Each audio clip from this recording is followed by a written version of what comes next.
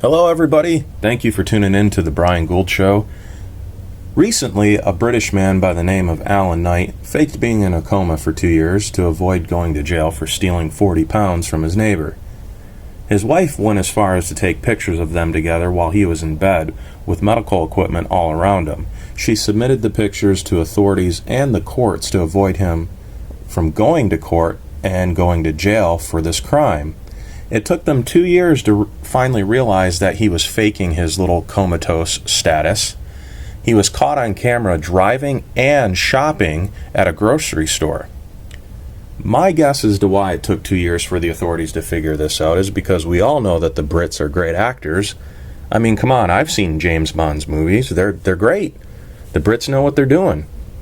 Too bad he wasted 2 years of his life in a comfy bed and faking it, because now he'll have plenty of time in his new metal bed in jail. Recently, Jessica Simpson got her hair cut short, quote-unquote, and lightened. This coming shortly after she accidentally let the world know that she had hair extensions. And I stress the word accidentally. Her husband wanted it to be the same color as his so that her pictures would be timeless and beautiful. Weird. I love how short it is. Yes, Jessica, your new hairstyle still makes you look dumb. And this is a real bad way to stay relevant in a world that just doesn't care about you or to see your horrible acting ever again. Go away. So for those of you that are game players, do you know who John Spinelli is? Of course you don't. He's the inventor of the game Operation. And in real life, he can't afford a real-life operation of his own. The poor man's 77 years old and needs oral surgery, and it'll cost him approximately $25,000. Well, why can't he use the money from the game to pay for his surgery, you might ask? That's because this genius sold the rights to the game to Milton Bradley for just $500. Unreal. Over the years, this game's generated close to $40 million in sales. Well, on a good note, John, at least you didn't invent the game life. Techie nerds say a simple way to come up with a password that nobody should be able to figure out is to use an accented letter in your password. It's very simple. Even you can use one of your current passwords or sayings that you have right now, and all you have to do is change one of the letters to an accented letter. Use it for your email, use it for online banking, your phone, whatever it is that you use that requires a password, just change a letter to an accented letter. Good idea, huh? Now I'm going to change all my passwords from password 1 to password 1 with an accent over the letter O. Maybe I'll even change my passwords to just El Nino, keep it simple. Sarah Palin said that she hopes to run for office again.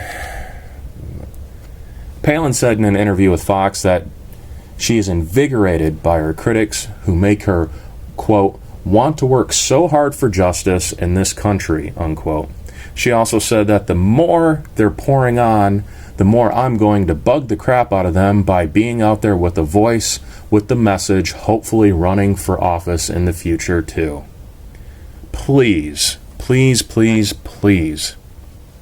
Somebody needs to let her know that the next election is just that. It's an election, not a swimsuit contest or a talent search. Please, somebody tell this woman that. I mean, the first person that thanked her after Obama won the election was him back in 2008. She totally tanked that for everyone around her. Hopefully, if she runs again, she leaves Saks, Neiman Marcus, and Macy's out of her campaign stops this time around. Actually, I'm kidding. Macy's is not too high-end enough for her to actually stop at during her little campaign stops. Just a couple days ago, Jose Canseco accidentally shot himself in the hand. He pegged off one of his fingers. His fiancée tweeted, "Thank you for all the kind words and prayers. Jose is in surgery and will be okay. Please pray for his finger." Just his finger, huh? You would think with all the times he shot himself up with steroids, he'd be an expert at this by now. Hey, Jose, maybe next time you can call Mark McGuire to help you out. You know what this does, actually? This proves that steroids really doesn't help your hand-eye coordination. Tomorrow is Halloween. Yay!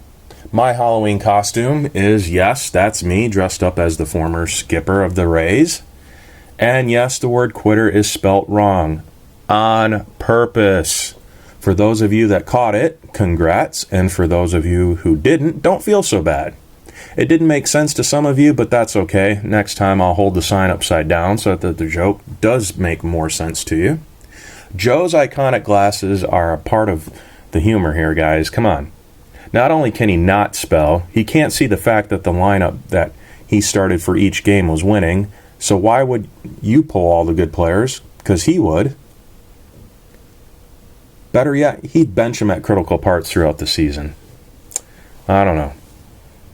I hope the Rays really do turn it around. If not, ownership of the stadium can start using the stadium for other things like traveling antique roadshow, or maybe an RV show, or maybe they can turn it into a giant flea market. Who knows?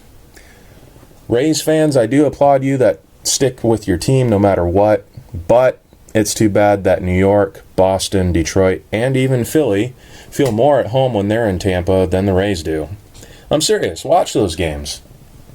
There are more fans for the opposing teams in the stands than there are for the Rays. I'm sorry.